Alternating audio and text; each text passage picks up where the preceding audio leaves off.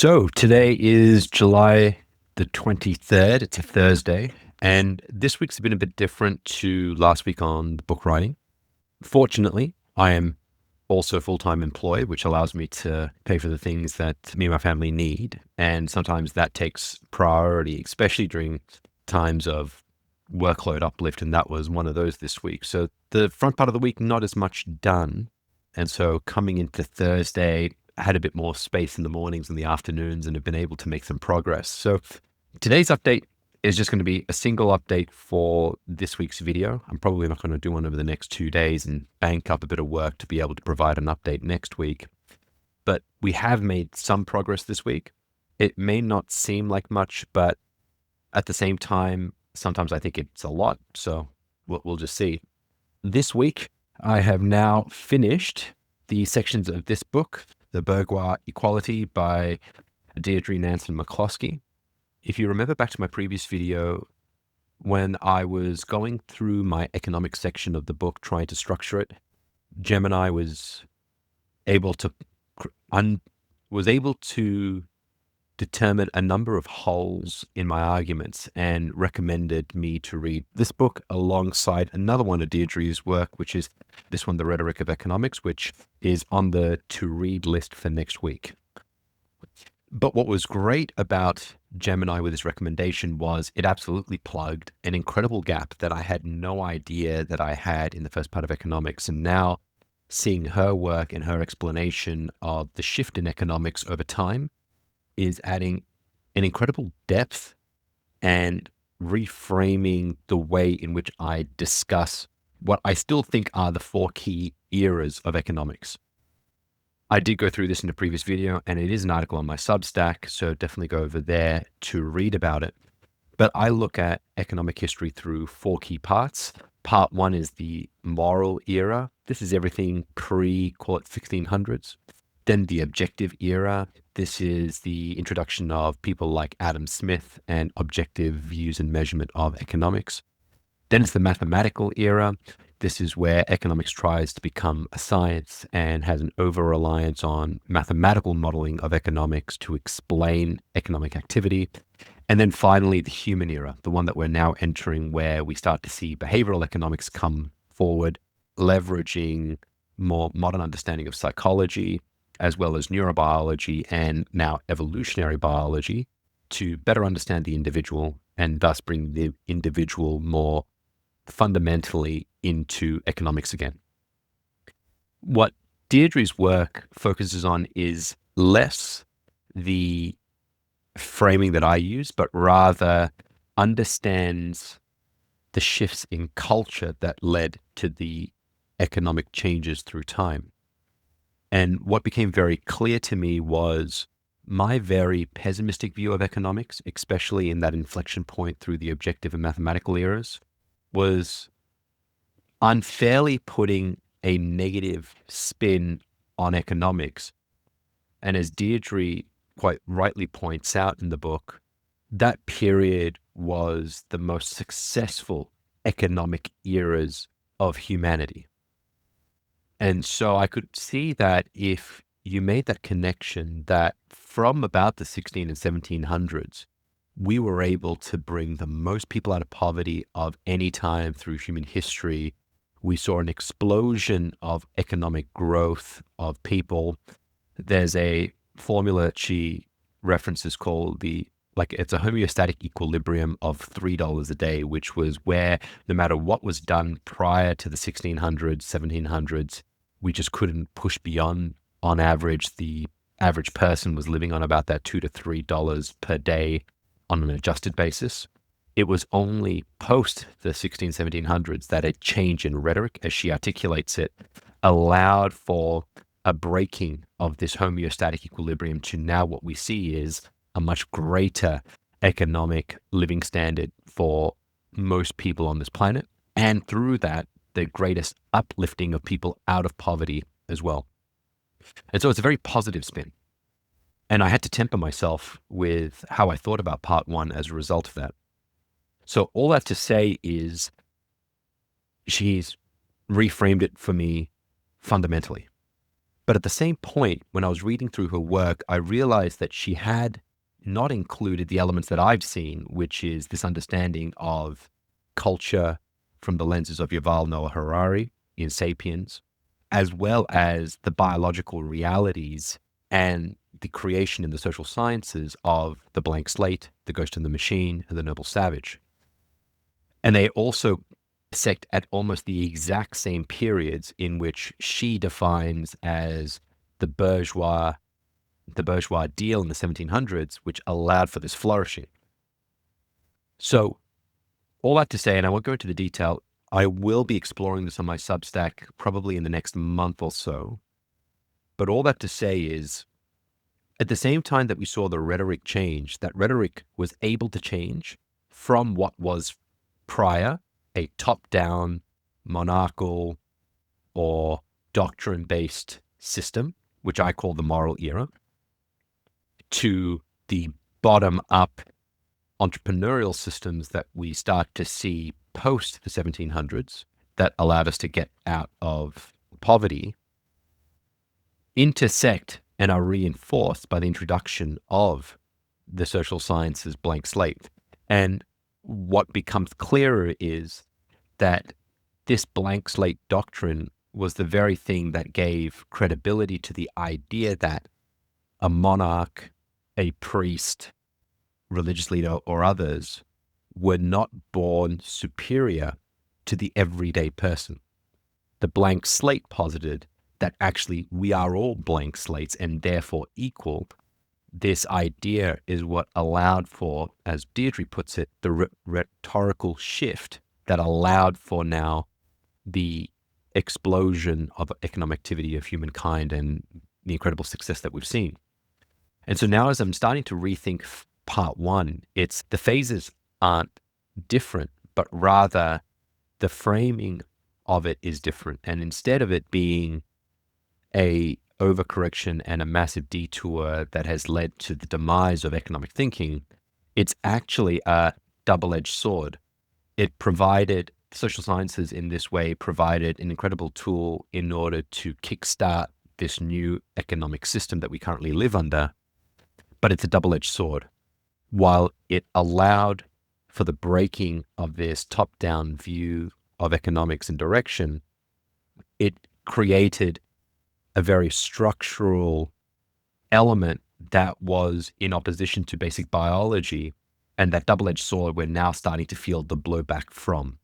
And it reminds me of the saying, short-term gain for long-term pain. In this case, the 200 to 300 years that we have seen of economic prosperity is that short-term gain.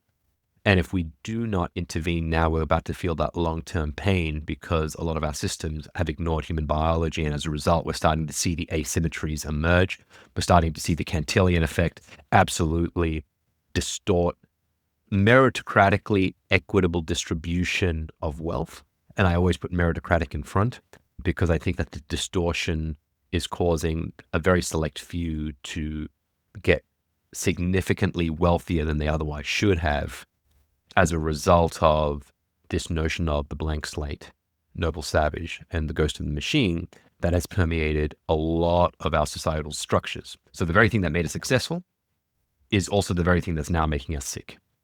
And so that part one now, I think, is far more balanced in its view. It celebrates the incredible achievements that we have made, but at the same point frames it as a double-edged sword.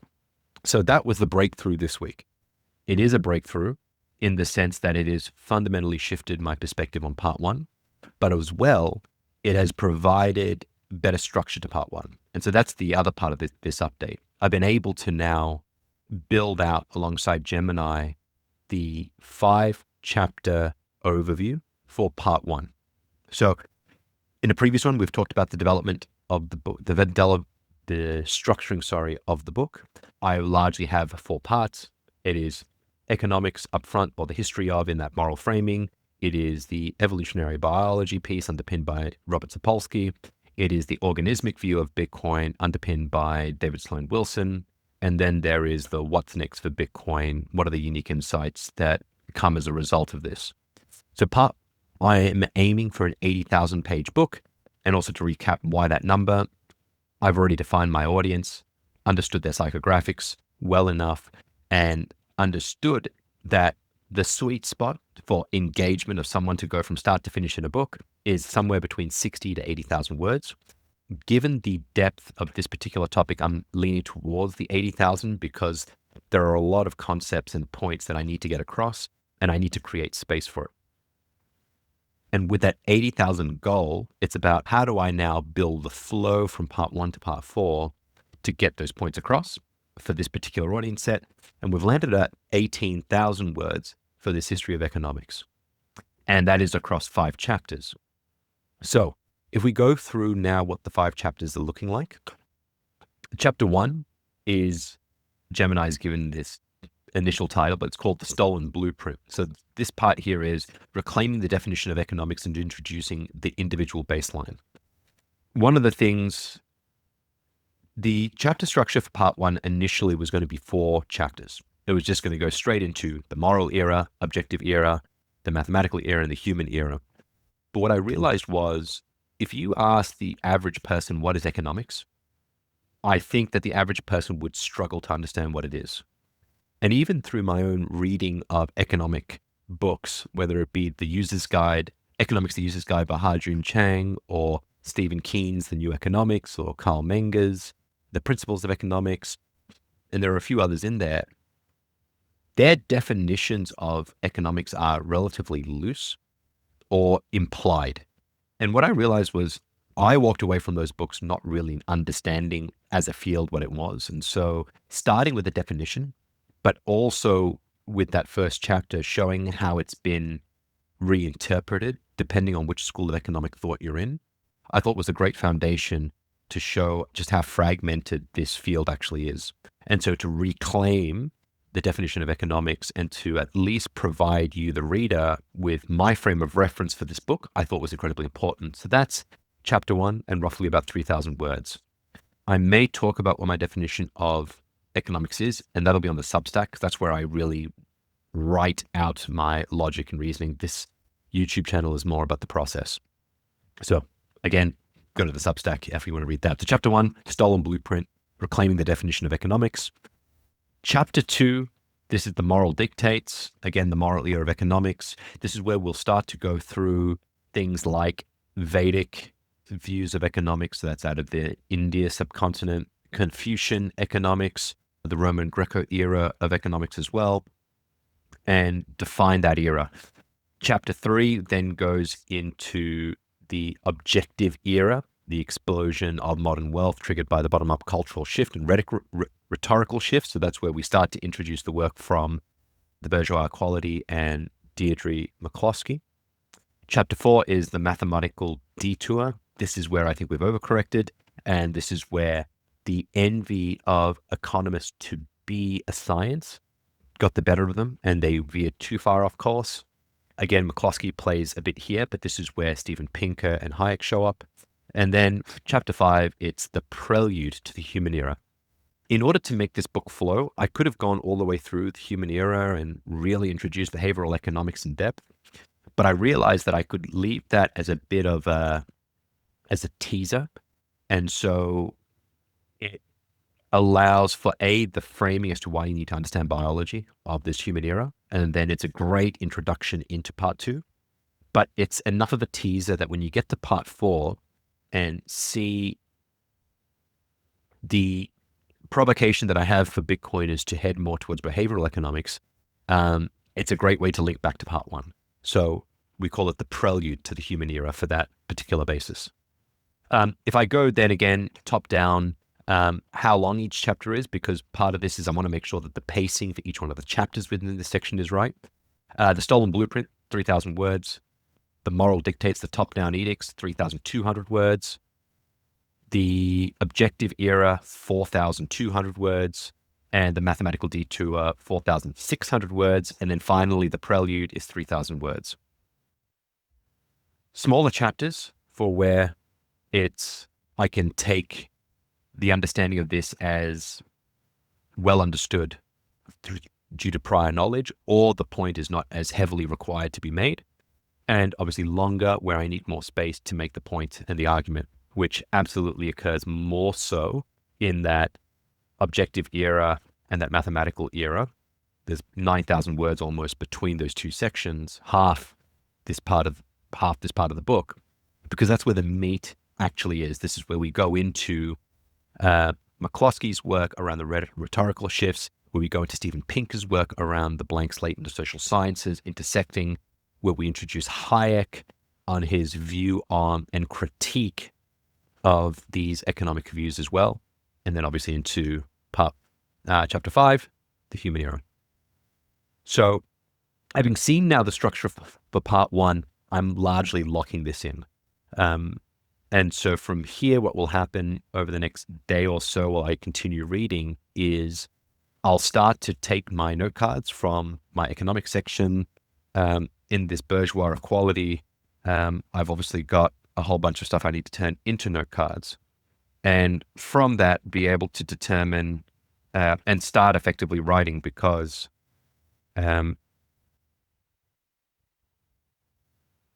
part 1 will be well enough structured now with enough content for me to begin the writing process, especially once I put the cards in behind these chapters.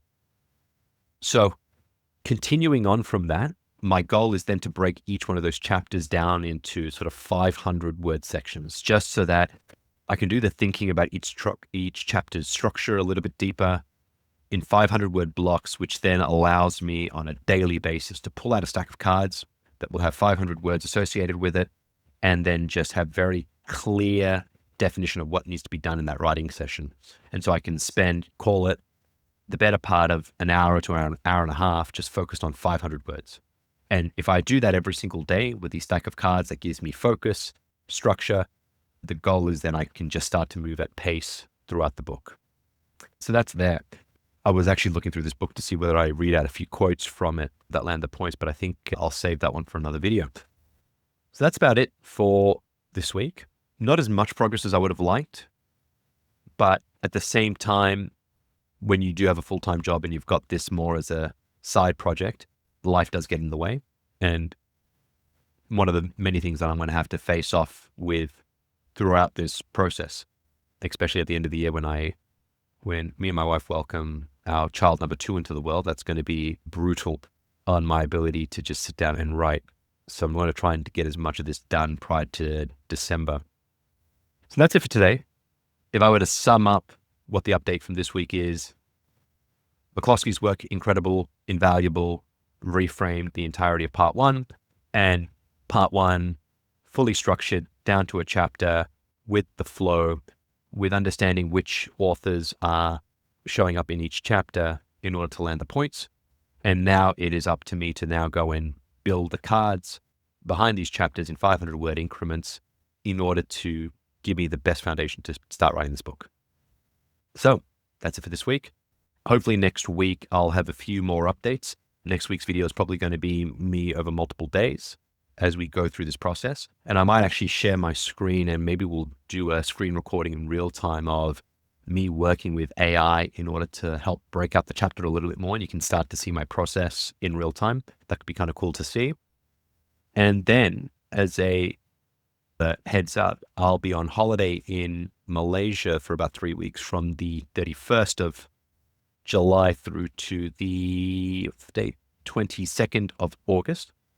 And so I've been toying with the idea of just doing 3 book reviews that I've published on the channel just to maintain that weekly content update. But I'm also now thinking that because I'm going to have some downtime while I'm abroad, I might be doing some of this structuring work over there. So maybe I might do a couple of international videos, me in completely different locations, filming. So anyway, you'll probably see that in 2 to 3 weeks' time. So I'll leave it there. Again, if you made it this far through the video, congratulations, because my God, I could see how this could be dry. Again, this is about just the process being very raw on my approach to the book, things that trip me up, etc. So thank you if you have watched to this point. Please share and subscribe and help build this audience. So hopefully I build an audience that will be willing to buy the book. So thanks so much for watching, and I'll see you in the next one.